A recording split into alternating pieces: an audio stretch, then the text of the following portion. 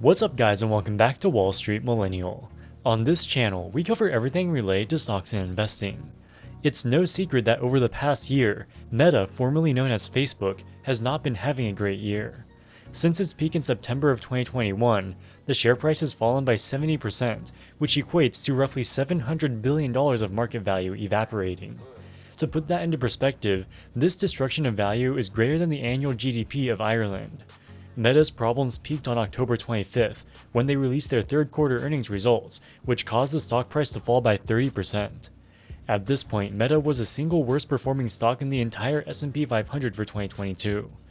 The results themselves were not that bad, but Meta's CFO said the company expects to lose even more money on their Metaverse investments in 2023. For 2022, they are already on track to lose something on the order of $12.5 billion.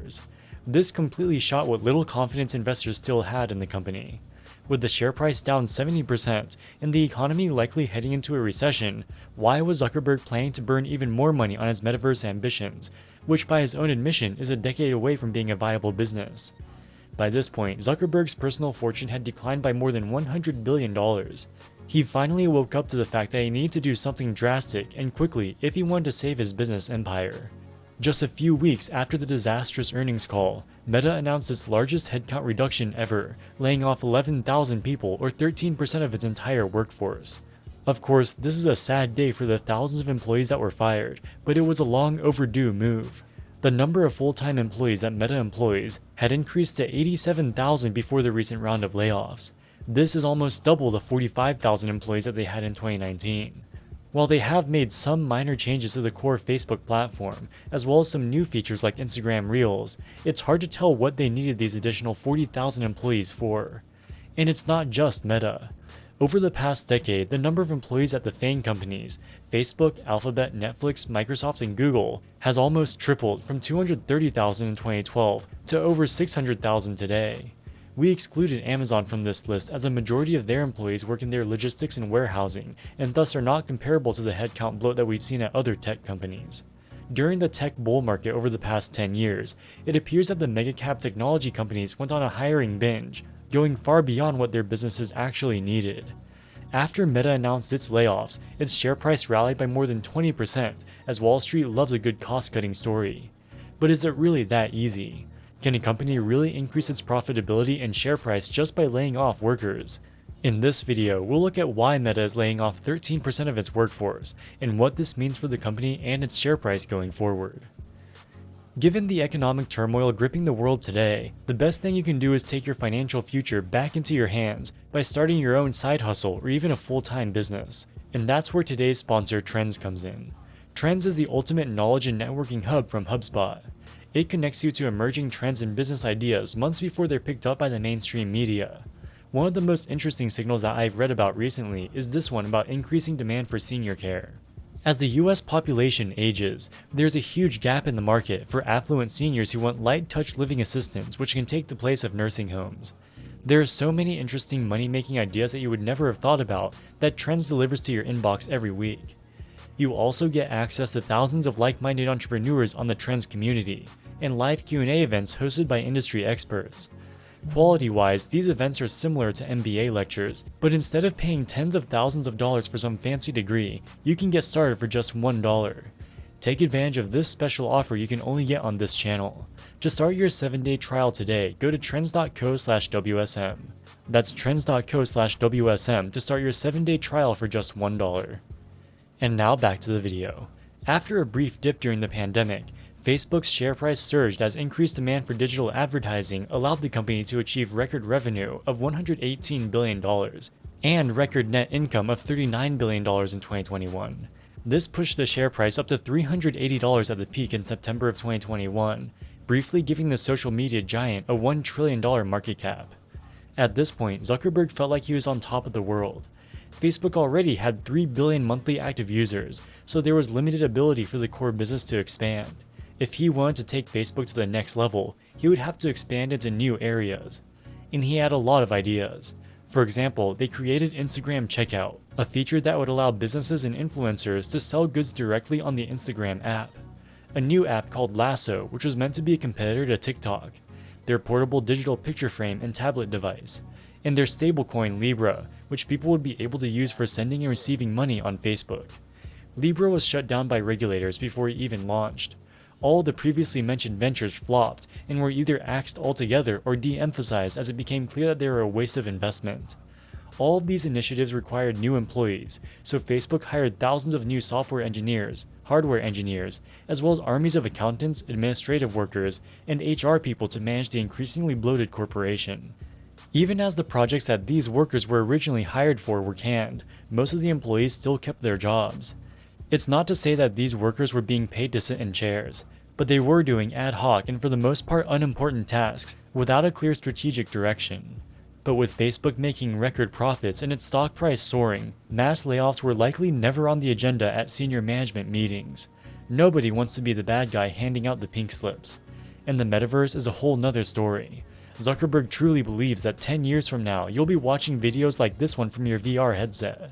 And he wants to control this next wave of technological advancement.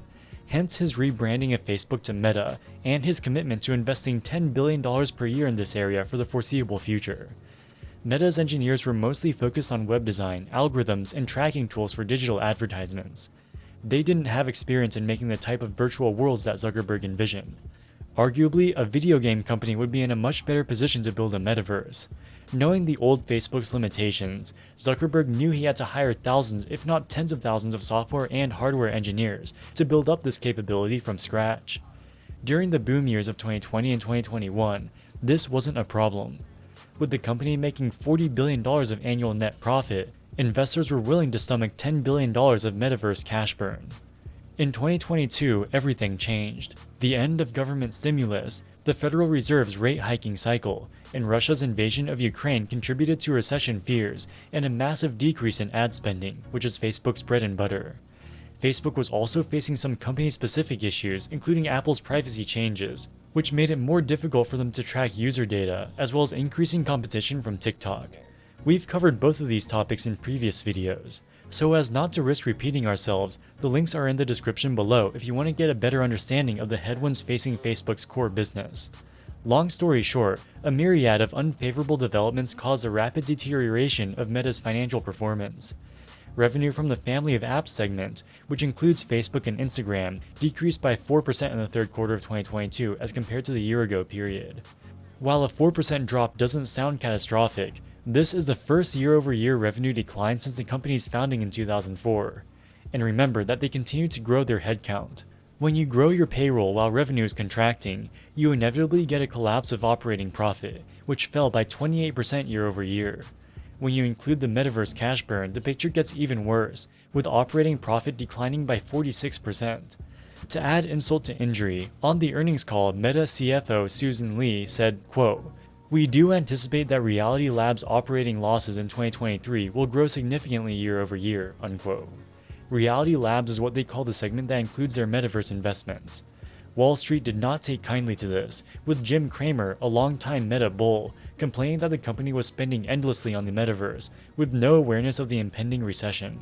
The stock market was coming to the opinion that Zuckerberg was running the company solely to satisfy his metaverse obsession, with no regard for shareholder value. After tanking 30% on the back of that earnings call, Meta was the single worst performing stock in the S&P 500 for 2022, ranking 500th out of 500. At this point, Zuckerberg's personal net worth had fallen by more than $100 billion, as the vast majority of his wealth is in his 13% ownership of Meta. He finally realized that his corporate strategy was not working, and just a couple weeks later he announced a 13% workforce reduction. The announcement of the layoffs catalyzed a monster rally in Meta's share price, which rallied almost 30%. So what exactly do these layoffs mean? In the previous earnings call, Zuckerberg said that they will still be increasing headcount in their highest priority areas, while reducing headcount everywhere else. So what are their highest priority areas?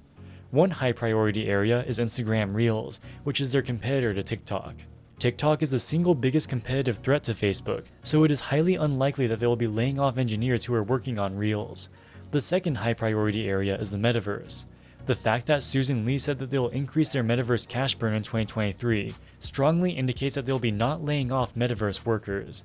In fact, they'll likely be increasing headcount in this area. The layoffs will most likely be coming from the engineers who were left over from their previous failed ventures like Libra, Portal, and Lasso. And if this is the case, it is potentially very bullish for Meta's share price. The average total compensation for a Meta software engineer in the US is $180,000. If you multiply this by the 11,000 layoffs, this represents a cost savings of about $1.9 billion per year.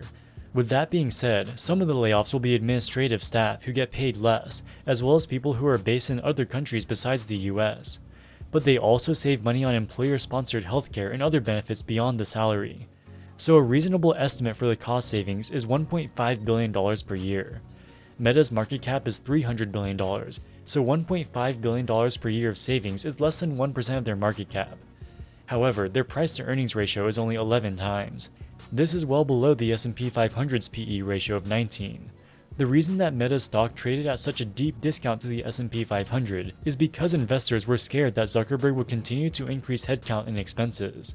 So while the layoffs weren't that big in absolute terms, they were very big compared to the baseline of Meta increasing headcount. That's why we saw such a massive rally. Another piece of evidence that points to Zuckerberg caring about shareholder value is the $50 billion share repurchase in October of 2021. So far, they've repurchased $32 billion of their own shares, and still have almost $18 billion left. Share buybacks are a form of returning capital to shareholders, and in theory should help boost the share price. Despite the Metaverse investments and unfavorable macroeconomic environment, Meta is still profitable, and they have about $30 billion of net cash on their balance sheet. This puts them in a position to buy back even more stock in 2023 in conjunction with their layoffs. For most of its history as a publicly traded company, Facebook was a growth stock. So long as revenue was increasing, investors were willing to bid up the share price and they could continue hiring more employees. Now revenue is declining and investors are trading Meta as a value stock. There's nothing wrong with being a value stock, but it means that you have to operate your company differently. It means that Zuckerberg can no longer just focus on the revenue line as he has done for the past 10 years. He also has to start paying attention to the expense line, and it looks like now he has finally started to do just that. Alright guys, that wraps it up for this video. What do you think about Meta's recent layoffs? Let us know in the comments section below. As always, thank you so much for watching and we'll see you in the next one. Wall Street Millennial, signing out.